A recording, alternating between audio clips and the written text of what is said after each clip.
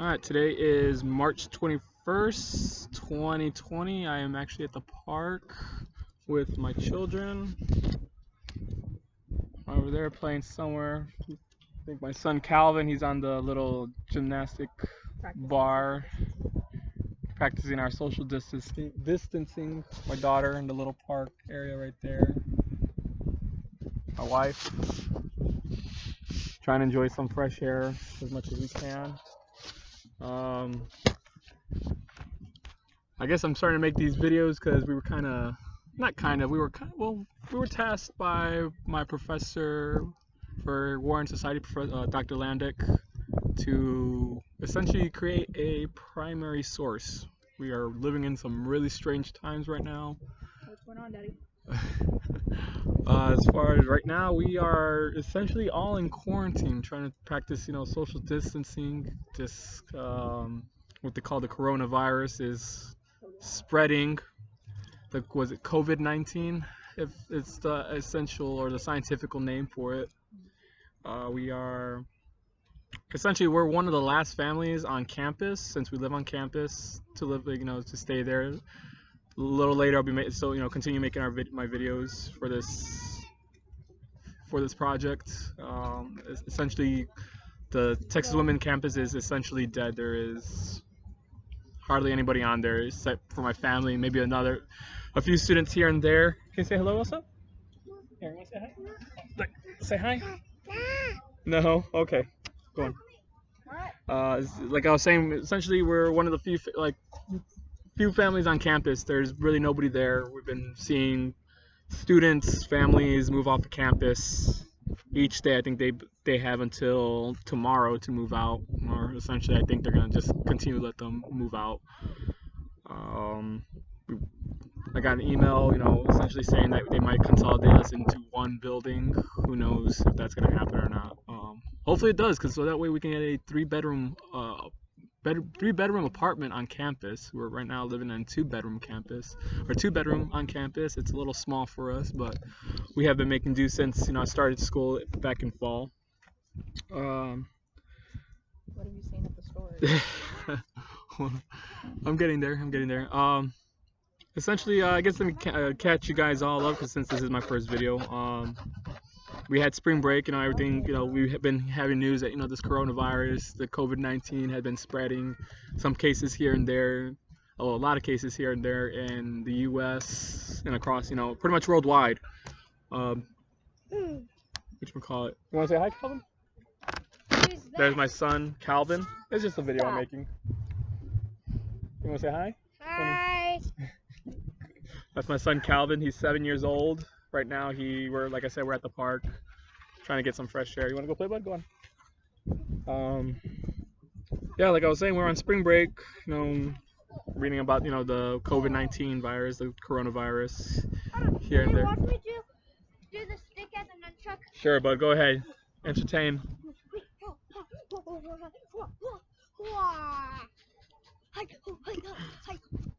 Yeah.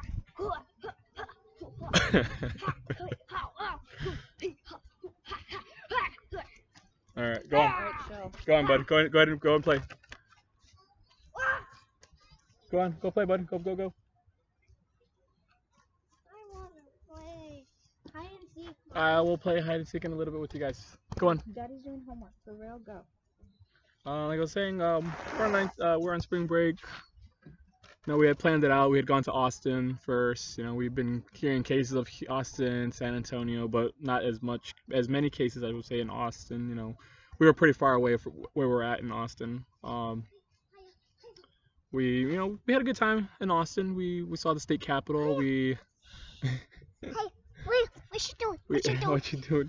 We had some pretty awesome dim sum. We went to an awesome Chinese restaurant. At first it was a little skeptic because they weren't really taking our order yet, but eventually they did, and it was a good thing that we did stay. Go on. It was a good thing that we did stay. It was pretty good. We went to Home Slice. Is that what it was called? Home Slice. We went to Home Slice. Pretty good pizza, I would say. That's really, really good pizza. I'm originally, I was born in Chicago, Bentonville. Illinois. You know, pretty much it's about 30, 45 minutes from Chicago. You know, grew up there first part of my life, but I gotta say I love pizza, and by far, you know, Home Slice was that's really good pizza. I gotta say that. We had barbecue too. We went to La Barbecue.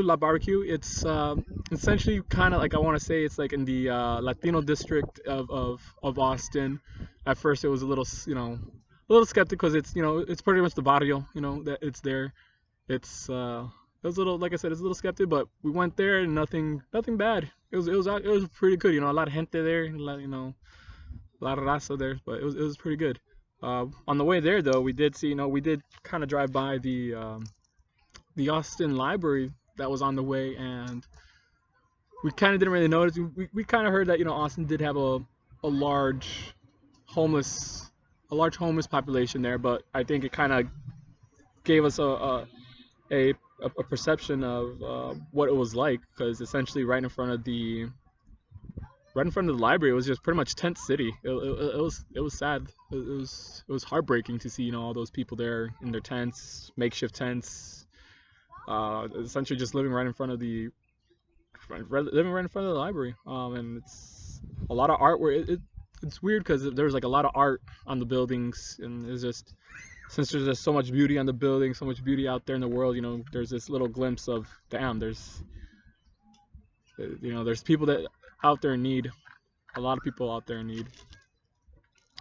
Yeah, so we went there. We had some good barbecue. It was a long wait though. I would say the line was out the door, but it was worth it. I gotta say, if you're ever in Austin, guys, and go to La Barbecue in Austin, Texas, it's good. It's damn good. It's damn good. Uh, yeah, like I said, in our final day while we're in Texas, in Austin, we went to the state capitol. We had gone there. We got there on a Monday. We thought, we'd be able to see, some state representatives there, but essentially there was nobody there. A lot of people, a lot of kids, a lot of schools going on field trips, like their spring trips. But yeah, there really wasn't anybody to visit there to talk to. So it would have been nice, to show my kids, our state representatives who represents us, around here in Denton, our state, like I said, state representative, our state senators. Even to see the state representatives and state senators that represent South Texas, that represent the McAllen, the Harlingen, Brownsville area. We're kind of excited to see them, but we didn't get a chance. So yeah, but I guess before when we started our trip too, we also went to the Baylor Museum. The Baylor Museum, it was pretty cool. Like I would say that the Baylor Museum on the Baylor campus was really cool. It was really cool. It was really entertaining, really exciting, not just for adults but also for kids too. It was really educational. While in Austin too, I guess my wife had a craving for Wendy's. She had a craving for Wendy's, so I guess late one night while we're in our hotel room, she's like, "Hey, I'm hungry." I'm like, "Oh, what do you want?" I'm like, "I want a burger." And essentially she was like, "Yeah, I started naming these places down for her." I was like, "Okay, let's go to Wendy's," because she really wanted the chili cheese fries. So I went there, and I guess my directions took me on the UT campus, the UT Austin campus, and let me just say that the UT Austin campus was dead.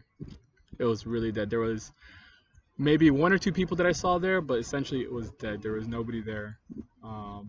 They actually, while we were there, they canceled a lot of programs, a lot of events on the campus. They canceled South by Southwest, before going there. So it was dead. But like I said, we did have fun while we were in Austin. After Austin, we did go down to South Texas. We went to the little town called Rio Hondo, Texas. We used to live there. Actually, we lived pretty much a little like all around South Texas, Harlingen, San Benito, and then finally in Rio Hondo. We went there to visit my in-laws, my kids, so my kids could see their grandparents. Spent a little time there. We saw some friends, some really good friends. So shout out to Daniel and Scarlett.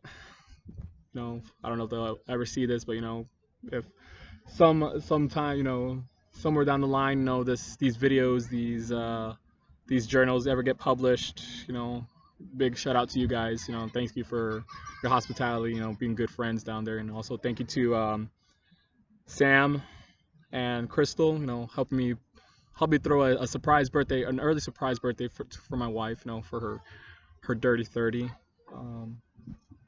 Yeah, we pretty much saw family, friends down there, and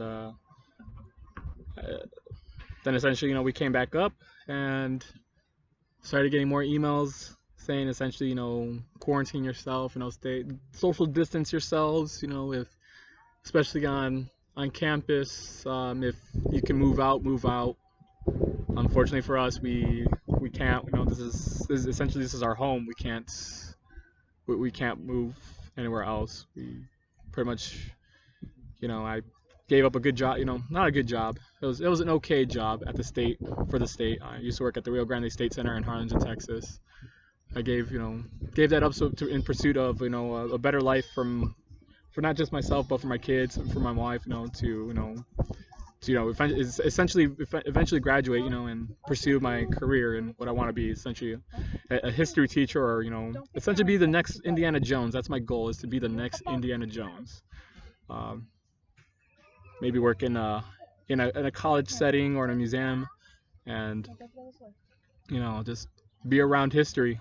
That's what I love. So yeah, we're just here. Moved they moved classes online, so all my classes are online. So it's different. I have one online class. It was going well, but it's kind of different now that all my classes are online. So it's a little. I kind of miss meeting other people out there. Essentially, my wife and I, we miss seeing other people. We are in the park, but we're kind of distance ourselves from everybody. My kids, they are essentially being homeschooled right now, so it's got to balance that homeschooling, me going to school. So it's been going good. We had a good, awesome themed week. So right now, my wife and I, we're gonna be planning our next week to see what we're gonna teach our kids and stuff. Yeah. Can you guys say hi? No, don't cover the camera. Hi. Yeah. Why is there a thing on? Why can I not cover the camera? Because that's the camera. No. Come on. All right, come. No. All right. I just want to see what it looks like. All right, go play. No. I want to stay in the video. Ah, you're choking me also. Hey. Oh my God. What? Also was choking me. Oh my God. Go play. Oh. Excuse me.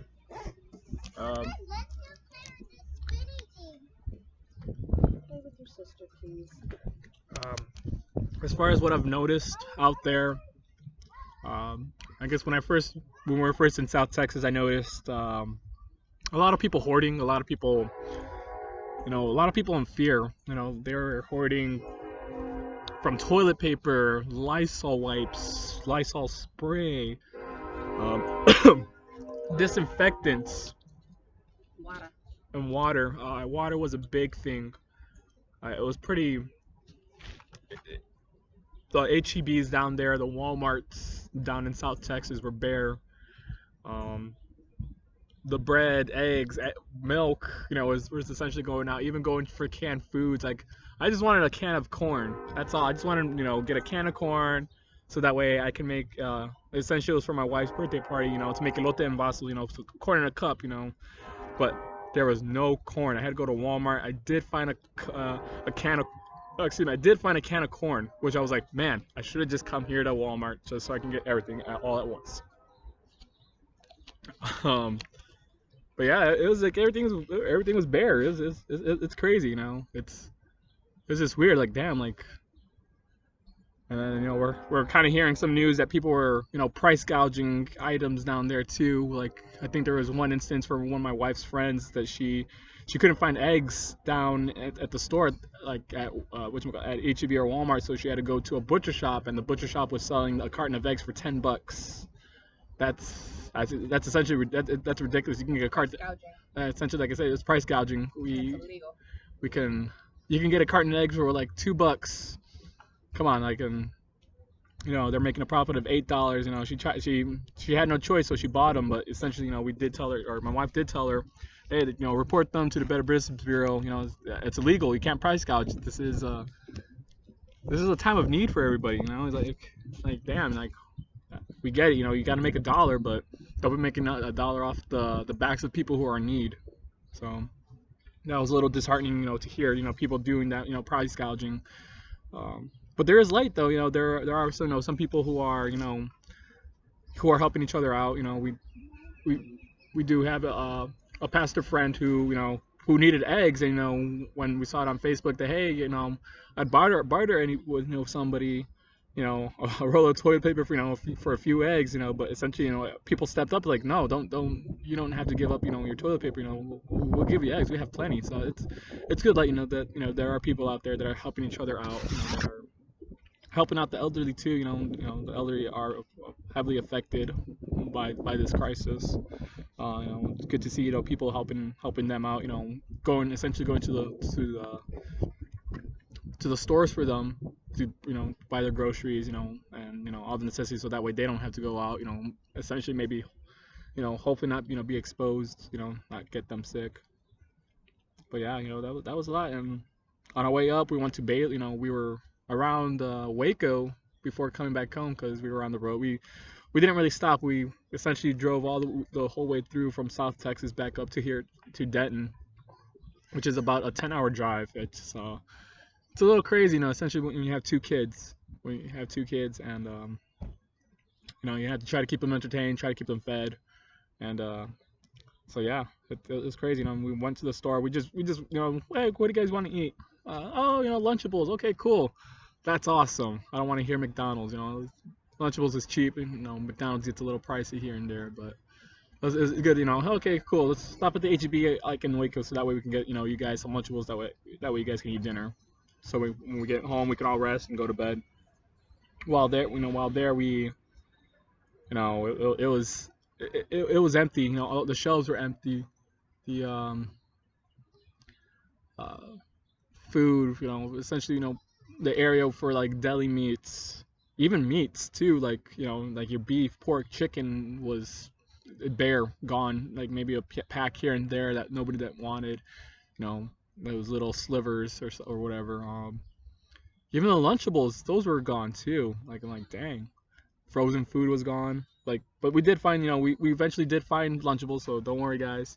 My we found exactly two Lunchables, and I guess they were there waiting for my son and my daughter.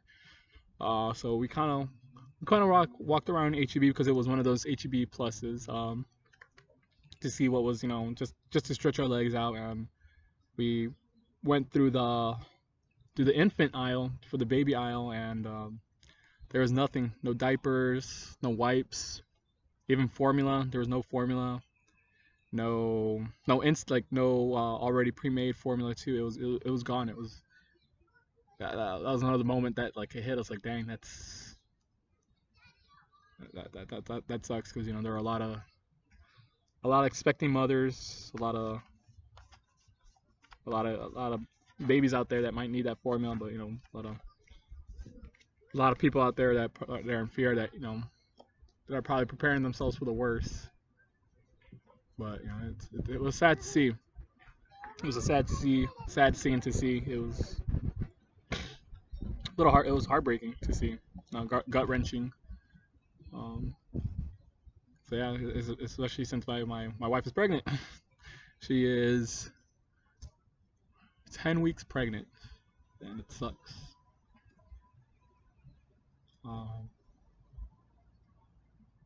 Yeah.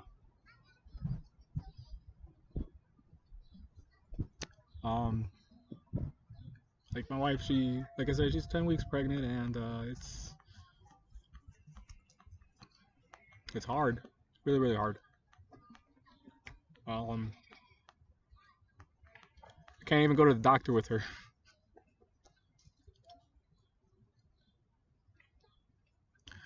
So I'm afraid, if this is gonna continue, I'm not gonna be there very much. I'm not gonna be allowed to hear the heartbeat. And if this does continue on for a very long time, who knows? Maybe they might not allow me to be in the delivery room, and that sucks. That really sucks. My wife is worried, what are we gonna do? I just keep reassuring her that everything's gonna be all right. We have food, we have water, we have a roof over our head. Our kids are safe. And just keep reassuring her, but it's just that there's that uncertainty, a lot of that uncertainty, and it sucks. It sucks. So yeah, whole fucking thing sucks. But what can we do? Hopefully all this blows over soon, and I can be with her at the doctor. See my little Togepi. We named it Togepi after one of the Pokemon. Before my son was born, we called him Squirtle because he felt like a Squirtle. My daughter was an Eevee, essentially for her initials, Elsa Valentina, and that fit her too, Eevee. And then this one is a Togepi, so I don't know, it just felt like a Togepi right now. But yeah, so I'm like really hopeful, hopefully that everything does calm down, and I'm able to hopefully be there for my wife more. And so yeah, that's everything right now. We're just trying to do as best as we can, essentially. Maybe a little later on, I'll be making another video. I'll give you guys a little tour of campus and show you what it's like, how empty it is. So yeah. So, anyways, thank you guys, for watching. And just keep safe. Keep washing your hands. Call your loved ones if you haven't called your loved ones. Make sure that they're all right. Even if they're just right next door to you, a mile away, another state away, across the ocean in a sandbox or whatever. Just call them up to make sure they're all right. See how they're doing.